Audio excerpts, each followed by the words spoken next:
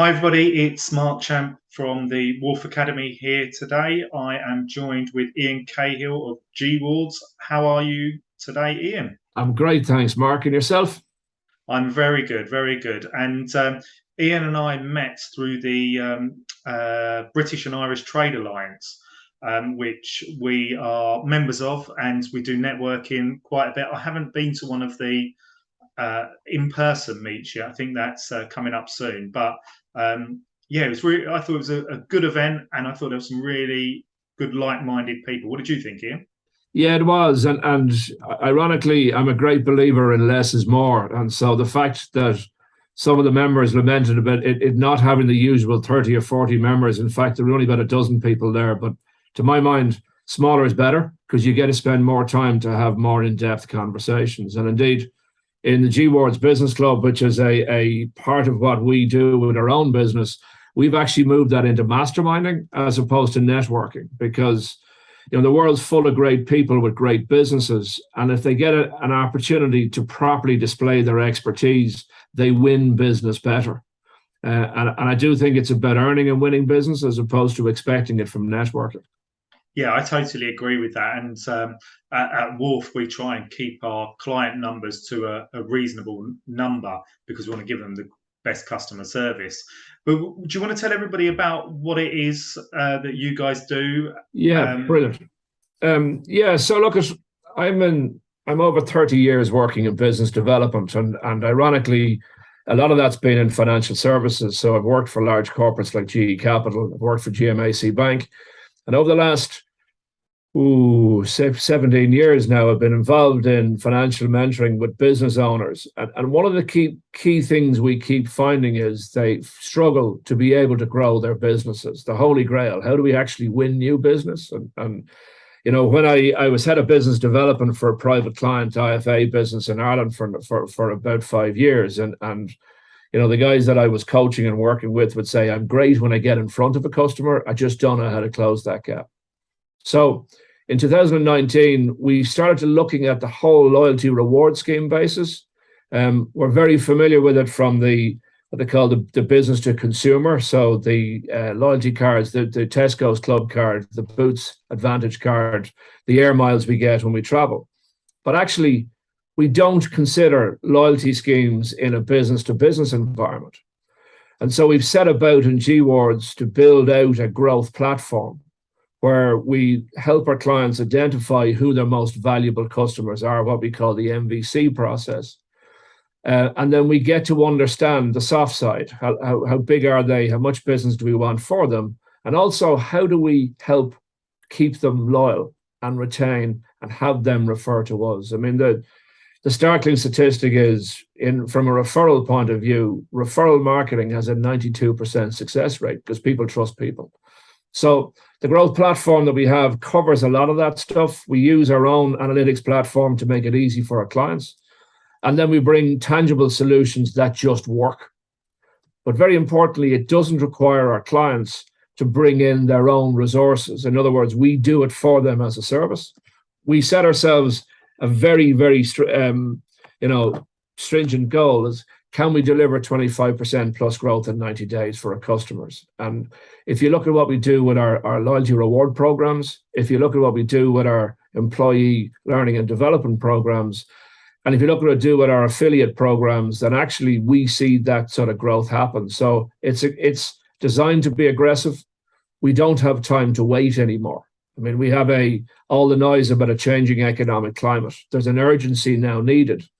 And there's a huge over-reliance on social media as a solution to build growth. And frankly, it's too expensive, it's too slow, and in many cases, it's just ineffective.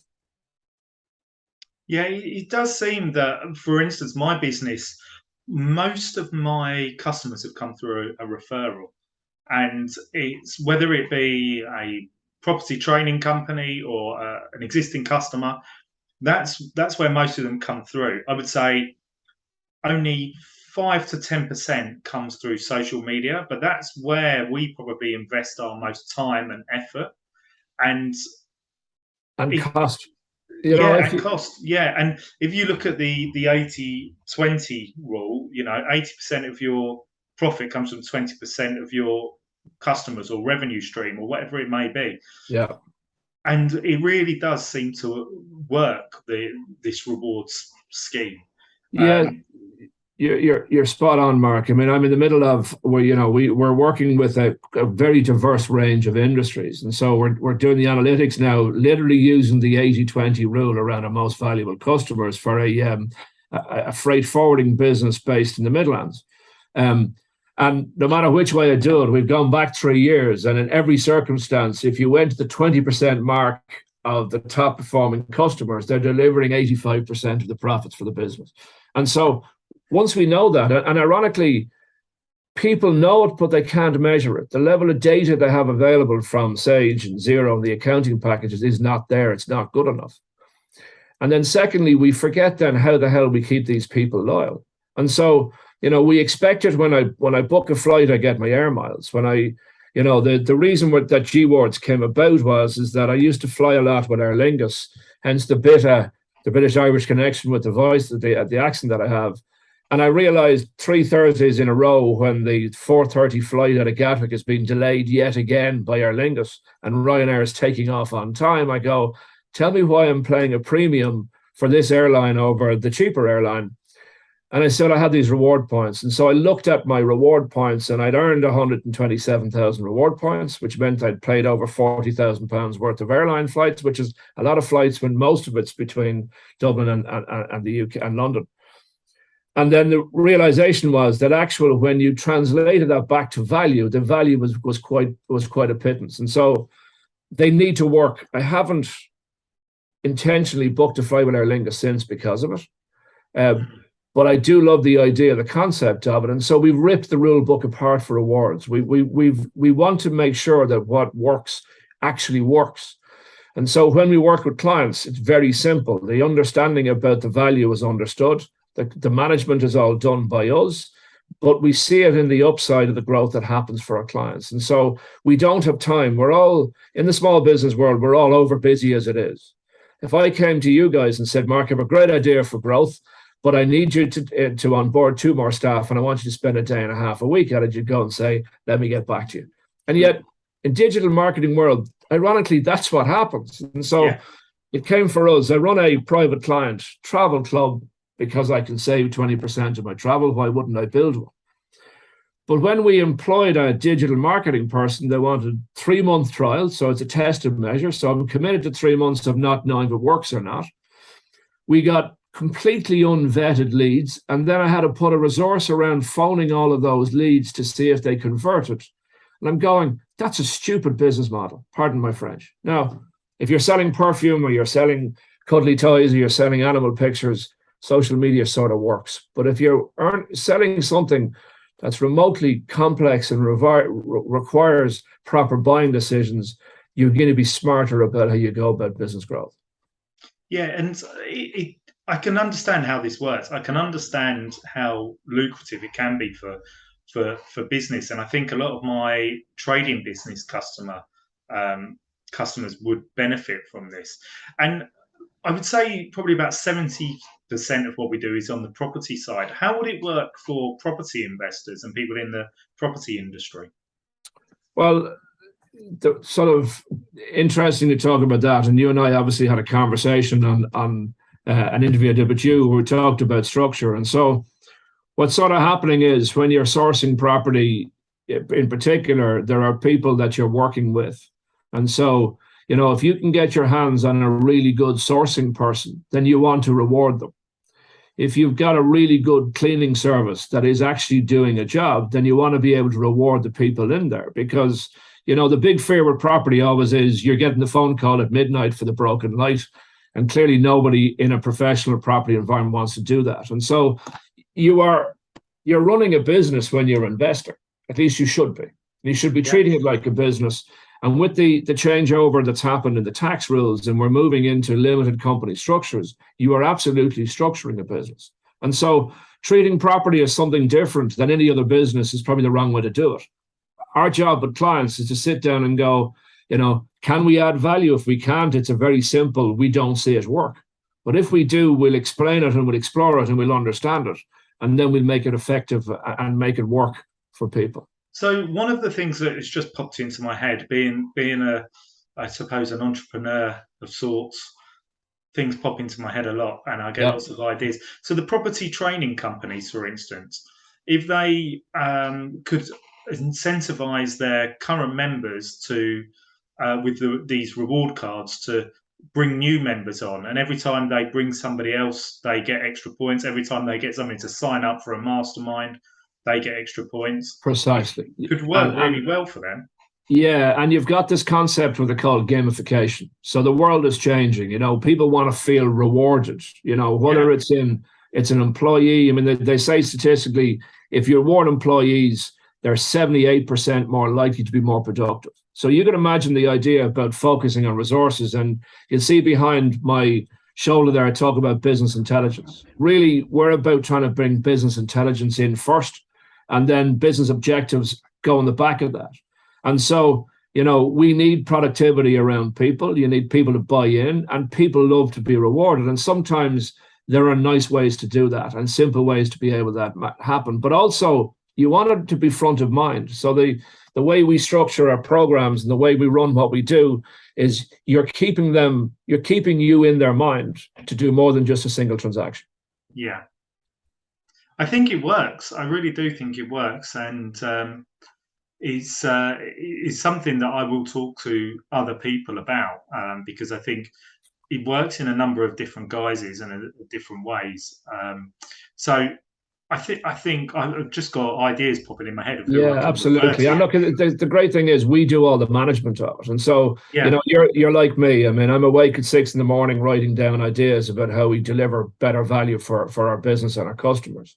And alongside that, we live and breathe and see this. And so, rewards comes in many guises. Some of it is obvious. Some of it is slightly more interesting. So I mentioned, like, we run a travel club. So we were just talking to people.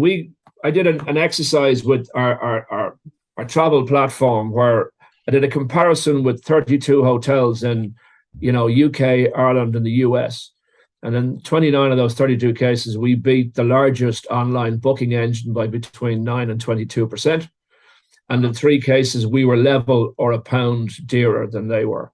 So yes, if you can imagine, if somebody has access to a platform that they can save while they're traveling, looking at looking at properties, for example, there's lots of ways we can make this really exciting. And the brilliant thing is it's innovative. yeah. And it captures the imagination, and that's part of what you want people to do, particularly as they remember you and your business or like-minded businesses. And one question for you, and I don't know if you'll know the answer to this, so sorry for putting you on the spot.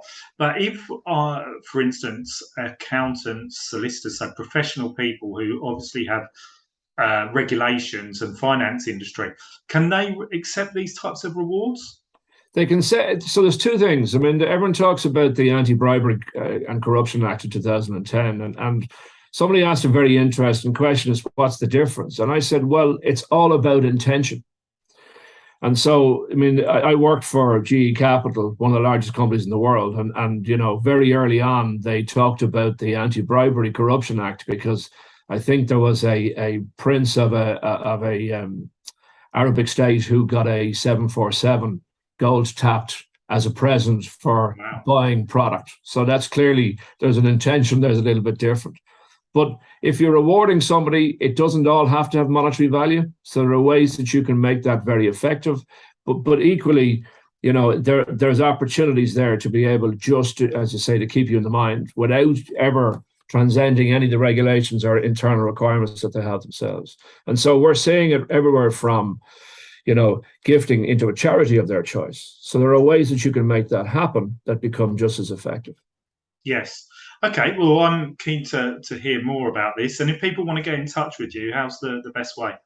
Yeah, so it's Gewards, GEWARDZ.com. So we want to be the growth for the using rewards in the world is where that comes from. And Iain with 2 I's, IAIN at Gewards.com, GEWARDZ.com. So easy to get a hold of.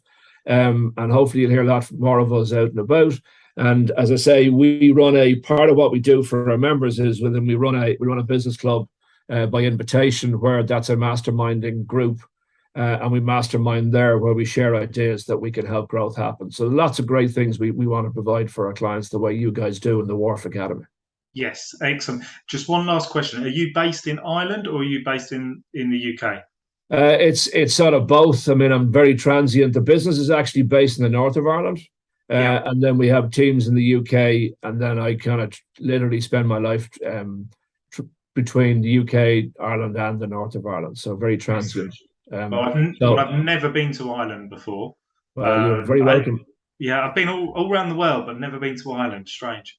We'll get you over for a good pint of Guinness now as soon as we can. And as I say, the reason why I built a travel club is, and I realized how much premium I paid to everybody, I try to figure a solution, a real entrepreneur thought process, Yeah, definitely. Okay, well, thank you so much for appearing on the Wharf Academy. Hopefully we'll see you again soon, and we wish you luck with Gewards. Thank you very much, Mark. And I appreciate you having me on to be interviewed. And as I say, look, I'm very interested to hear, the whole area around finance has been a large part of my life for 30 years. So being able to talk and listen to good experts is always a great place to be. Excellent. Thank you very much, Iain. Thank you.